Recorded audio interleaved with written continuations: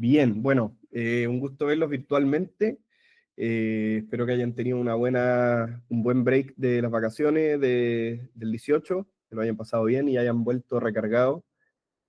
Así que bueno, tengo el honor de hablarles hoy día a la vuelta de la semana de descanso y elegí este tema de como interacción entre la cirugía del cristalino y el glaucoma porque creo que es muy interesante y nos atañe prácticamente a todos los oftalmólogos que hacemos cirugía de catarata tener conceptos generales sobre este tema. Y bueno, eso lo grafico un poco en esta foto, en que en verdad la cirugía del cristalino y el glaucoma van de la mano y hay que saber muy bien manejar la interacción de los dos elementos, porque no son dos patologías separadas, sino que muchas veces un paciente con glaucoma preexistente va a necesitar en el curso de su vida una cirugía de cristalino, y a su vez la cirugía de cristalino tiene un impacto en el comportamiento del glaucoma, en las presiones, en cirugías preexistentes, etcétera. Entonces, creo que es un tema súper relevante y muy transversal a todos. Así que, brevemente, como para completar un poco la justificación de por qué creo que es importante el tema, como les decía, que es transversal a todos nosotros que hacemos cirugía de catarata. Además, que las técnicas de la cirugía del glaucoma han ido evolucionando, entonces tal vez los que ya llevan más años en la cancha tienen como la idea, bueno, si hay glaucoma y catarata, entonces eh, tal vez la idea es la facotrave o cómo se va a comportar mi trave cuando le hago una catarata, y eso sigue siendo real y relevante, pero también hay nuevos actores como en el menú de las cirugías de glaucoma, entonces también hay que conocer un poco cómo se pueden usar y actualizarse en cómo incorporarlas dentro de nuestras cirugías de catarata.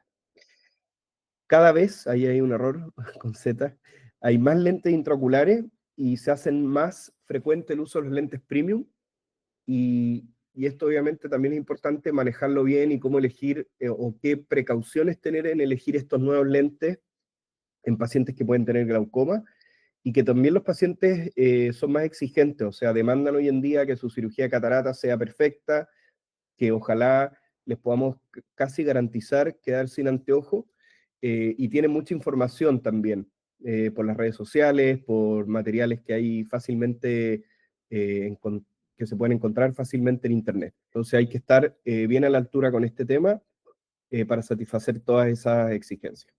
Entonces, la verdad que el espectro de situaciones en donde interactúa el glaucoma y la catarata es muy grande, y yo aquí voy a enumerar algunas y me voy a centrar en dos, en realidad en una, que es si se puede usar los lentes intraoculares de presbicia o correctores de presbicia, dicho de otra manera, en pacientes con glaucoma. Pero también hay otro universo importante, como por ejemplo el efecto de una extracción de cristalino en el manejo de un glaucoma ángulo estrecho, que eso daba una o más de una reunión por sí sola, no lo vamos a abordar hoy día, y ahí hay estudios randomizados que han cambiado un poco el manejo. Eh, ¿Cómo podemos enfrentar un paciente que tiene una catarata? Ya no solamente un paciente, por ejemplo, que quiere una faco refractiva, un lente premium, sino que un paciente que, por ejemplo, uno va siguiendo con glaucoma en el tiempo y llega el momento de operarle su catarata porque le está quitando visión. ¿Qué alternativas tenemos? ¿Cuál es la temporalidad o la relación temporal entre la cirugía de catarata y glaucoma? ¿Cuánto hay que esperar? ¿Las puedo hacer juntas? ¿Cuál es mejor hacer primero según cada caso? Eh, ¿Qué pasa con una cirugía de catarata en un paciente que tiene una cirugía de glaucoma previa? Como decía el doctor Yaluf en el saludo y en la conversación antes de la presentación. Y también cómo debemos manejar un paciente que por su complejidad de la patología de glaucoma nos va a presentar una cirugía de catarata especialmente difícil. Creo que cada uno de estos temas puede ser perfectamente como para una reunión por sí sola, pero yo me voy a centrar en los dos que están en rojo, así que vamos a ello. Entonces, el primer escenario es si se pueden usar lentes de presbicia en glaucoma, y esto también es un tema que lo hemos conversado con varios, y en particular nuevamente con el doctor Yaluf en el almuerzo, en los almuerzos que compartimos.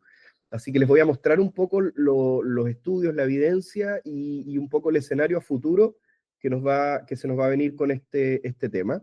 Entonces, entender que los lentes tradicionalmente, que eran monofocales, todos sabemos que corrigen la visión de lejos, tienen la posibilidad de corregir el astigmatismo cuando son tóricos, y ya hace varios años están disponibles lentes que de diversas maneras pueden corregir además la presbicia al momento de extraer el cristalino, y básicamente se clasifican en dos grandes familias: los de tecnología difractiva, que en general otorgan multifocalidad o trifocalidad, y los que tienen un principio de EDOF, o extensión del frente de onda. Y hay otras familias también, como los lentes acomodativos y otros, que en realidad son más, eh, su uso es más restringido, más iniciales, más experimental. Estas dos familias son las que nosotros usamos en el día a día. Entonces, como les decía, los pacientes buscan cada vez estar más independientes de los anteojos. El desafío es lograr que tengan la mayor independencia relativa de los lentes, pero con la menor cantidad de fenómenos fóticos y pérdida de contraste, y por eso es importante seleccionar bien al paciente. Entonces, muy breve para recordar y refrescar los principios. Tradicionalmente el lente con óptica difractiva, que va a lograr la multifocalidad o la trifocalidad, tiene un elemento monofocal, que es el que tiene la refracción o el poder dióptrico, y además tiene anillos concéntricos que producen una difracción y por lo tanto una interferencia en el frente de onda, y de esa manera logran hacer una multifocalidad, es decir, hacer confluir eh, de la totalidad de la luz en distintos focos lejano, intermedio y cercano, y eso tiene sus propias consideraciones y complejidades. Y por otra parte, esto obviamente está basado en el VVT, pero es un poco extrapolable a otras tecnologías, eh, que es un funcionamiento distinto de los lentes EDOF, en que de la luz que entra a la lente se le produce como se desvía un poquito el frente de onda, y por lo tanto se produce dentro del mismo frente de onda un elemento más avanzado y un elemento más retrasado. Y de esa manera, cuando ya llega a la retina la información, hay una información del frente de ondas que está enfocado lejos y uno que está más en intermedio, siendo siempre la misma onda, no logra trifocalidad o multifocalidad. Y de esta manera independiza del lente de intermedio, distancias intermedias. Ahora, vamos a hacer como un pequeño break de la teoría para dejarles planteado un caso clínico. Esta es una mujer de 69 años que su motivo de consulta la primera vez era: doctor, quiero operarme para no usar más lentes. Y quiero contarle que hace 10 años, esta paciente yo ya la vi hace un par de años, después le voy a contar lo que hice, cómo no fue, pero entre 8 y 10 años antes de esta consulta, ella me cuenta que había tenido un ataque de glaucoma agudo en el ojo izquierdo y que se había hecho en ese momento iridotomía en los dos ojos. En ese momento veía 20/20 con cada ojo, es decir, no había una catarata significativa, eh, y era levemente hipermétrope, con buenas presiones, sin gotas hipotensoras, con excavaciones saludables y con iridotomías ya hechas, es decir, el susto del cierre angular agudo ya no estaba porque estaba virtualmente protegida por las iridotomías, y era netamente el interés de la paciente de operarse para dejar los lentes. Entonces, eh, estos eran sus mediciones, son ojos relativamente cortos, de 22,2 milímetros cada uno, se ven las iridotomías ahí en los dos ojos, y si ustedes se fijan, en el ojo izquierdo había una pupila un poquito más grande que la del lado derecho. El ojo izquierdo era el que había tenido el ataque agudo, tenía algunas zonas como de atrofia del iris, pero por lo demás era un ojo bastante sano. Estos eran sus campos visuales. Ven que hay dos campos visuales que están separados por 8 años, es decir, desde el 2013 al 2021 no le había pasado nada a sus campos visuales, a pesar de haber tenido un cierre agudo, cosa que es bastante espectacular y nos habla de que posiblemente el manejo de su crisis aguda fue bastante oportuno. Así que queda como abierta la pregunta si ustedes le habrían dicho que sí a la paciente, qué lente habrían elegido. Y bueno, espero al final de la presentación que lo podamos conversar y demos los puntos de vista, y yo después les cuento qué es lo que hice. Y bueno, este es el OCT de la paciente, que nuevamente confirma que el nervio óptico está totalmente sano. Entonces, esto nos deja de lleno frente a la pregunta de si se pueden usar los lentes de presbicia, y la respuesta es tradicional, es decir, como lo que uno escucha en la mayoría de los congresos en los años previos, es que ojalá no, pero vamos a ver acá algunas consideraciones más técnicas de por qué esto creo que puede ir cambiando un poco en el futuro. Entonces, uno de los grandes argumentos es que eh, en el glaucoma, por definición, en la medida que van muriendo las células ganglionares, se va perdiendo sensibilidad al contraste, en mucho mayor medida que una persona normal para la misma edad. Y el lente intraocular premium, ya sea difractivo o no difractivo, va por definición también a alterar la sensibilidad al contraste, y estas dos cosas se pueden sumar y ser un problema, y eso se los voy a mostrar más adelante. Segundo, que el curso de la enfermedad es desconocido, no sabemos qué va a pasar con el paciente más adelante en su glaucoma. Lo tercero es que puede necesitar después una cirugía de glaucoma, y lo cuarto es que la superficie ocular habitualmente en los pacientes con glaucoma puede estar comprometida. Después me voy a entrar en cada uno de estos temas. Entonces, vamos de vuelta al punto número 1 de qué es esto de la pérdida de la sensibilidad al contraste. El contraste es un término que es un poco difícil de definir técnicamente, pero es la capacidad de percibir objetos que, valga la redundancia, contrastan o se diferencian de los que están a su alrededor. Y aquí ustedes ven un ejemplo de dos fotos en que hay una que tiene un mayor contraste que otra, y esa es la mejor forma de definirlo. Al final es ver con, como ven ustedes en la foto de su derecha, con menor distinción, contraste eh, entre los elementos de la imagen. Ahora, ¿cómo se mide esto clínicamente y cómo lo presentan los estudios que quieren demostrar la seguridad de los lentes intraoculares cuando se presentan en la FDA, en el mercado, y como los vemos en los estudios? Es con lo que se llama la curva de sensibilidad al contraste, y esto creo que es interesante que lo sepamos. La curva de sensibilidad al contraste se construye con dos ejes. Por una parte, el tamaño, o más dicho más correctamente, la frecuencia espacial en ciclos por grado, así se mide. En la medida que avanzan hacia la derecha, la frecuencia espacial del estímulo se achica, es decir, son líneas que se intercalan blanco-negro más chicas, más finas, o lo que equivaldría a letras más pequeñas en la visión. Y en el eje Y, o el vertical, se va modulando el contraste, de mayor a menor contraste, y vemos que el contraste óptimo está en las frecuencias espaciales intermedias, donde se percibe la mayor sensibilidad al contraste, es decir, tenemos la capacidad de percibir bajas de contraste mayores. Ya hacia estímulos muy pequeños o muy grandes se tiende como a perder o estabilizar un poco la sensibilidad. Entonces nosotros vemos normalmente o siempre le medimos a los pacientes la agudeza visual, si llegan al 20/20, ese es como eh, nuestro éxito, pero nunca medimos cómo les va con el contraste. Y aquí tienen dos cartillas de visión a la derecha, en que hay una que es más, tiene mayor contraste que otra, o agudeza visual a alto contraste, agudeza visual a bajo contraste. Y así se grafica para que vean mejor lo que les expliqué de la frecuencia espacial, y en el eje hacia arriba se va disminuyendo el contraste. Como se puede ver en la clínica, hay varios elementos. A su izquierda ven la cartilla de Peli-Robson, que les muestra tríos de letras. Cada vez van disminuyendo en contraste, y se considera correcto cuando ven 2 de 3, y se considera una pérdida al contraste clínicamente significativa cuando bajan el logmar 0,3. O sea, como ven ustedes ahí, en el círculo verde, cuando caen, por ejemplo, de un logmar 1,25 a un logmar 0,95, perdieron 0,3 de sensibilidad al contraste, y por lo tanto ese paciente tuvo una pérdida significativa.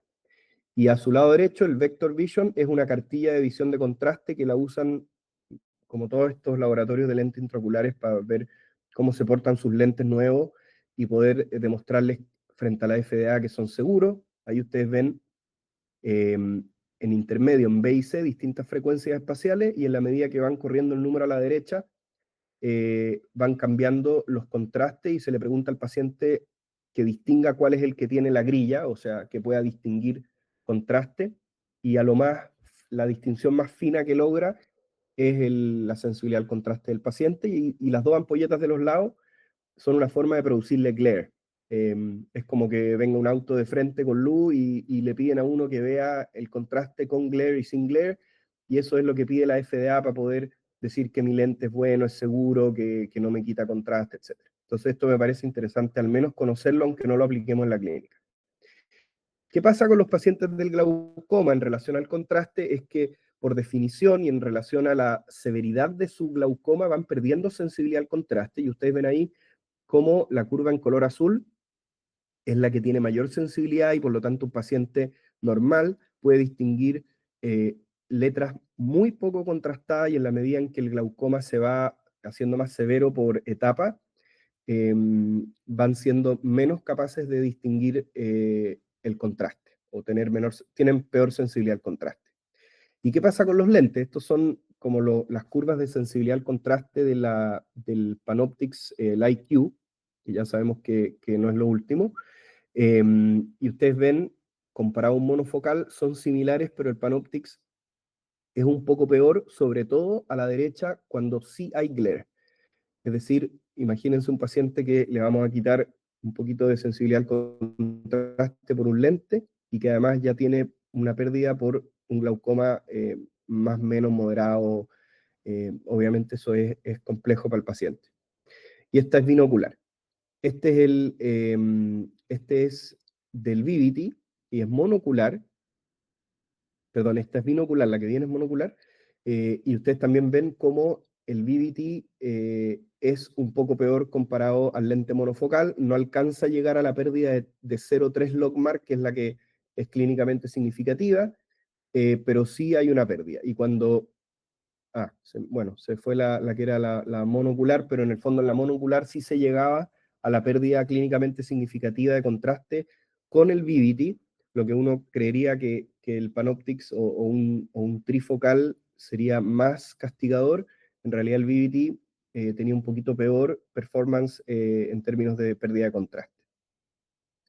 Ahora, lo que sí es esperanzador es que ahora ya estamos viendo un poco los resultados de los estudios de Clarion, y también se está acumulando más evidencia de los últimos años en que ya se han puesto multifocales, y están empezando a salir un poquito novedades. Y la verdad es que pareciera ser que estos lentes más nuevos también tienen un mejor comportamiento frente a la pérdida de contraste. Ustedes ven acá la misma curva de sensibilidad al contraste en condiciones mesópicas y fotópicas para el Clarion Panoptix, y las dos líneas punteadas son como la banda de la normalidad. Y ustedes ven que se pierde menos, o hay una menor caída en frecuencias espaciales mayores de lo que había con la tecnología del IQ. Así que el primer argumento a tener en consideración es el tema del contraste.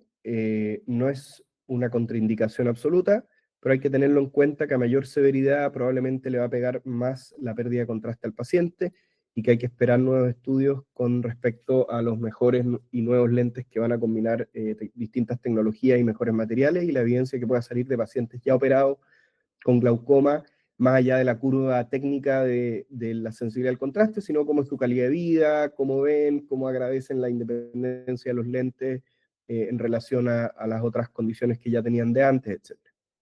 Y esto se grafica acá en este mismo estudio. Ellos aplicaron una encuesta este es un grupo alemán de Heidelberg, donde le preguntaban a los pacientes con qué frecuencia puedes estar independiente del lente en distintas condiciones de tu vida diaria, como por ejemplo hacer manualidades, hacer quehaceres del hogar, trabajar en el computador, salir a comprar. Y a la izquierda ven antes de la cirugía, y a la derecha ven después de la cirugía con lentes multifocales, y ustedes ven cómo la mejora en la calidad de vida es dramática. Esto obviamente en pacientes normales, sin patología concomitante, y eso es muy prometedor, y probablemente sí tenga un impacto en que el paciente va a agradecer la mejora en su calidad de vida, independiente de que le pueda afectar un poquito el contraste. Así que, de lo que tradicionalmente la respuesta es no, vemos que hay un poquito de, tal vez, bemoles al respecto. ¿Qué quiero decir con que el curso de la enfermedad es desconocido? En que uno sabe cómo en general está el paciente cuando lo va a operar, pero no sabe qué va a pasar después, y no es infrecuente que los pacientes con glaucoma estén 3, 5 años bastante tranquilos, y de repente las presiones empiecen a subir y los campos visuales se empiecen a empeorar. Y a mí me llegan hartos pacientes, como ya en etapas medias avanzadas o terminales de sus glaucomas, con lentes trifocales puestos en el ojo, Y claro, cuando se los pusieron tal vez el paciente no estaba así, pero ahora tienen un glaucoma muy, muy avanzado y el lente les molesta. Obviamente yo no digo que les saco el lente y se los cambio, pero uno dice, mirando para atrás, escucha, eh, esta elemento en la ecuación uno tal vez no lo tiene tan presente cuando toma la decisión de ofrecerle ese tipo de lente a un paciente.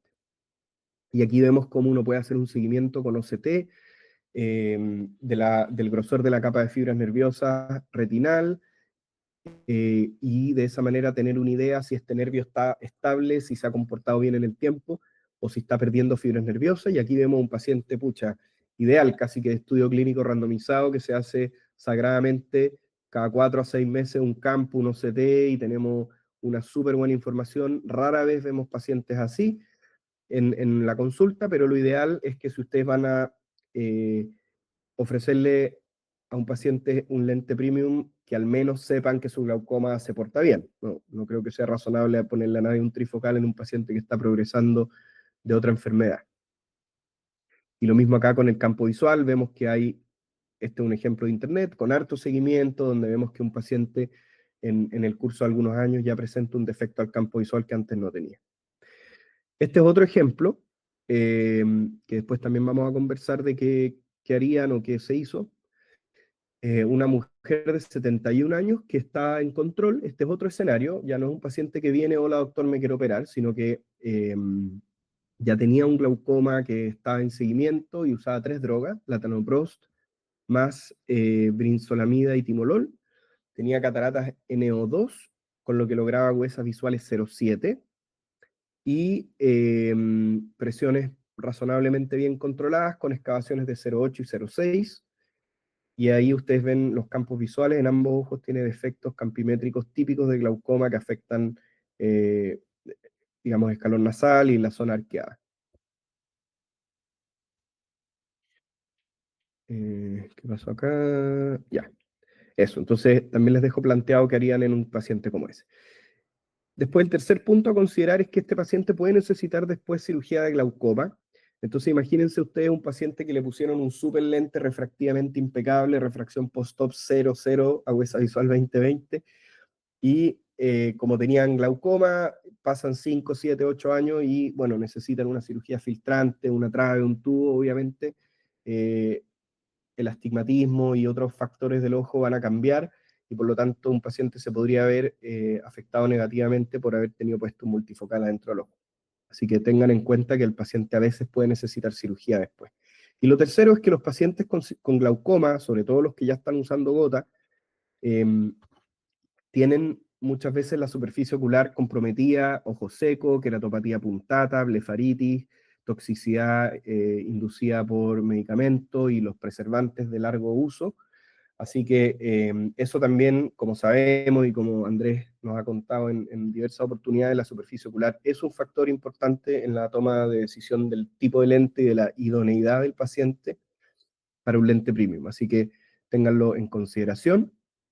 Y si esa es una preocupación, entonces apóyense de, por ejemplo, las mejores gotas que se puedan, sin preservante, o traten de reducir la necesidad concomitante de gotas mediante la realización de, por ejemplo, láser como un SLT, o combinar la cirugía de catarata o del lente intraocular que le van a hacer al paciente con alguna cirugía mínimamente invasiva, como podría ser poner un mix o hacer una goniotomía de interno o un GAT.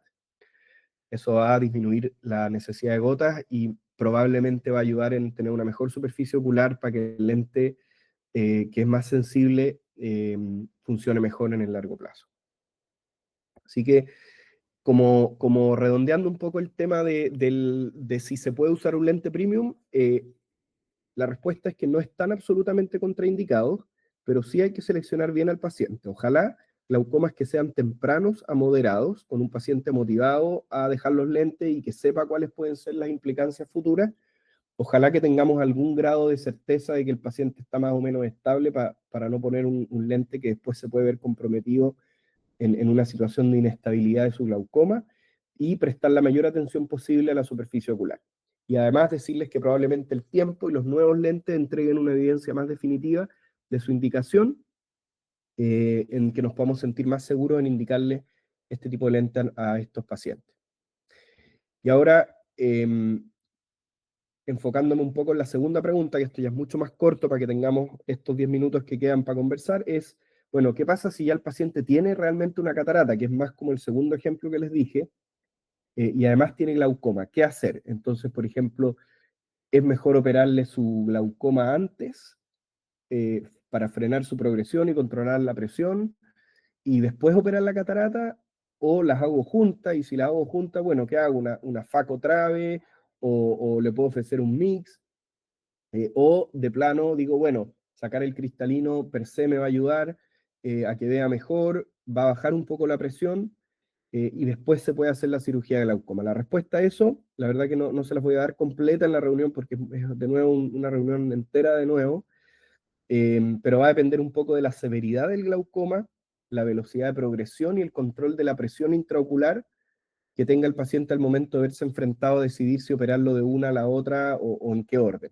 Y también un poco de la carga de medicamentos. En general, yo les diría que un paciente que tiene un glaucoma estable, con buenas presiones, usando pocas gotas, uno está tranquilo de operarle solo su catarata y mantener todo lo otro, digamos, para después si es necesario. Si un paciente está tranquilo en términos de que su glaucoma no progresa, pero está con mucha carga de gotas, por ejemplo, 3 drogas, superficie ocular más o menos, pero su glaucoma no está en una situación inestable, yo les ofrezco Paco combinada con un mix, que mi elección hoy en día es el GAT porque es la más barata, es rápida, es muy efectiva, pero uno podría argumentar a favor de poner un iStent, poner un iDRUS, hacer un Omni, que todavía no está en Chile, etcétera. Pero ese sería mi enfoque para ese tipo de paciente. Y ya de plano, un paciente con un glaucoma severo o que está progresando con presiones realmente mal controladas y que además tiene la catarata, ahí uno podría argumentar más a favor de hacerse cargo primero de su glaucoma con una cirugía filtrante como una trabeculectomía y después operarle su catarata. El tema es que ahí también la inflamación y el flare después de una cirugía de catarata es por hasta 6 meses y por lo tanto entonces uno se cierra la ventana a una cirugía filtrante de trabeculectomía por ojalá 6 meses después de hacer una catarata, de una cirugía de catarata. Entonces, quería contarles un poco eh, cómo enfrento yo a estos pacientes de que los voy a operar de catarata cuando tienen glaucoma. El concepto clásico de cómo ve un paciente con glaucoma que tiene el inconsciente colectivo de nuestros pacientes es un poco este, y que en realidad no es el correcto. Creer que hay un escotoma absoluto, negro, de información totalmente faltante en el área del defecto campimétrico, eso no es real, o ver por un tubo, que es como la exageración máxima, eso en realidad no es así. Los pacientes con glaucoma en realidad ven más así. Ustedes ven a la izquierda un paciente que no tiene un defecto al campo visual y que se ve enfrentado a este escenario donde hay un cruce peatonal con auto y una señora cruzando, y cuando a la derecha al paciente con glaucoma se le genera un defecto, en realidad lo que hace el cerebro y la complejidad de nuestro sistema nervioso central es inventarse un chamullo, por decirlo en buen chileno, eh, de que, bueno, esa información no está ahí, pero la rellena con una como extrapolación del escenario general, es decir, el resto del edificio, le inventa una ventana, estira el paso de cebra, para tener una imagen que le haga sentido, y por lo tanto eso es aún más peligroso. Y cuando viene un paciente a preguntarme, doctor, ¿usted me puede operar la catarata y voy a quedar viendo bien? Yo le digo, bueno, la interacción de las dos cosas es como esto, el pedazo de información que le falta no se lo puedo devolver, pero esa borrosidad general o baja de la calidad de la imagen general es la que se puede arreglar. Y ahí yo siempre ocupo esta analogía como de la cámara de foto análoga o tradicional, en que el sacar la catarata es como cambiar un lente que está sucio o está empañado por uno nuevo y que puede ser de una calidad excelente, pero si el rollo fotográfico tiene un defecto, está velado, como solía decirse, esa parte del defecto no lo va a arreglar la cirugía de glaucoma en ningún lugar. Perdón, la cirugía de catarata no la va a arreglar porque corresponde al problema del glaucoma. Entonces hay que aterrizar un poco las expectativas. Y bueno, esto lo que hablábamos al principio de la reunión, que cualquier cirugía filtrante o mix puede fallar cuando uno le hace una cirugía de catarata. Si uno hace una interferometría óptica, puede ver que hay flare después de la FACO hasta 6 meses y la inflamación puede favorecer que se cicatrice una ampolla o que se tape cualquier tipo de mix que hay en el ojo, así que hay que ser muy consciente en el orden de los factores y conversar con el paciente y elegir según, como yo les decía, la severidad, el control de la presión y la progresión del campo visual, en qué orden lo voy a hacer, si voy a hacer solo una catarata, combinarla con algo más, o si de plano voy a operar primero el glaucoma y dejar para después la catarata. Así que eso era mi presentación. Encantado ahora de conversar, escucharlo. Estas reuniones yo creo que son como para poder compartir casos y opiniones, así que los escucho. Y bueno, cuéntenme qué harían tal vez con los casos o qué ideas tienen.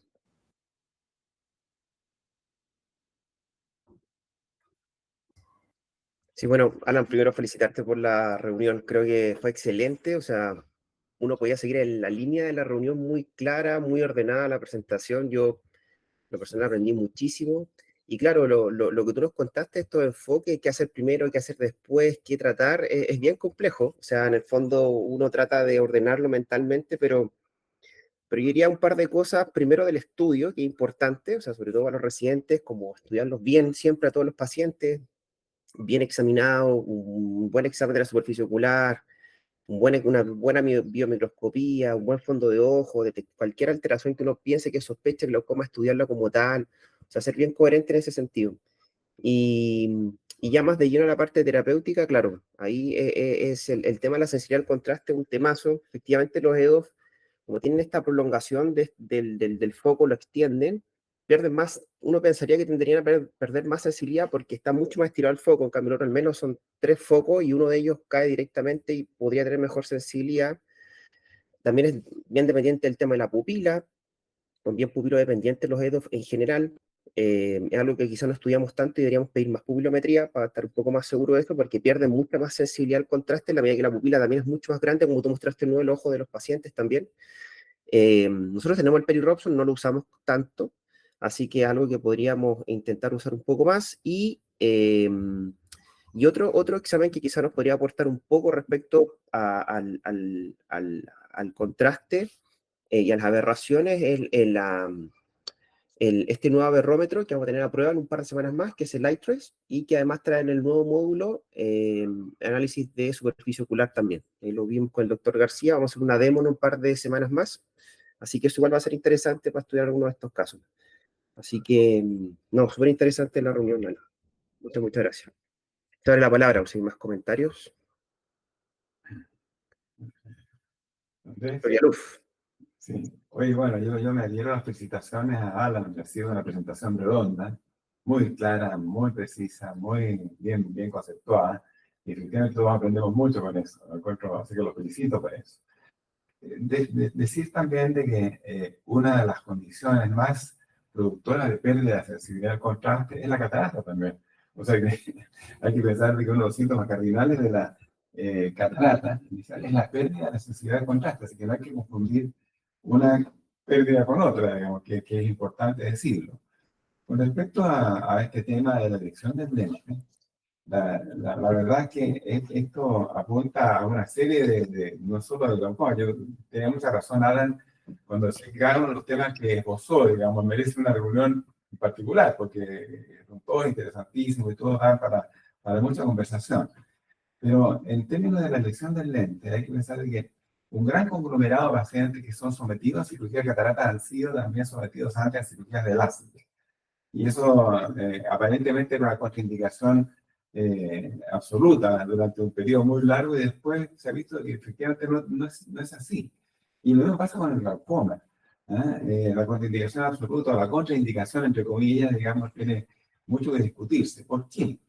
Porque los pacientes que hacen catarata muchas veces tienen o desarrollan una miopía que les permite leer y son muy, digamos, cuidadosos de conservar esta capacidad de lectura. Pero cuando tú le ofreces un lente monofocal, y van a perder efectivamente esta capacidad. Hay que entender de que pierden algo importante, son muy celosos de perder esta ventaja comparativa. Así que ahí hay que considerar muchos factores que son relevantes para el paciente. La pérdida de la visión de cerca en un paciente que ya está acostumbrado a leer por la catarata es muy importante. Así que hay que averiguar muy bien qué es lo que quiere el paciente. Ahora, el paciente es el que en el fondo nos dirige a qué lente vamos a elegir efectivamente. Porque hay que explicarle muy claramente cuáles son las ventajas y las desventajas de una u otra elección. Y ahora otra cosa que sea importante me parece recalcar de que efectivamente es un porcentaje muy alto los pacientes que han sido sometidos a cirugía de glaucoma se pierde la efectividad de la cirugía de glaucoma cuando supera catarata, es un porcentaje importante. Y lo otro es decir que la cirugía de catarata también ayuda muchas veces en un glaucoma crónico a controlar las presiones, que no sé si lo mencionaban en algún momento, pero efectivamente la cirugía de la catarata produce una disminución, digamos, de la presión intraocular importante que a veces significa prescindir de uno de los fármacos a los cuales el paciente está obligado. Así que también es interesante eso. Pero como decía, cada uno de los temas es tremendamente importante, da para mucho.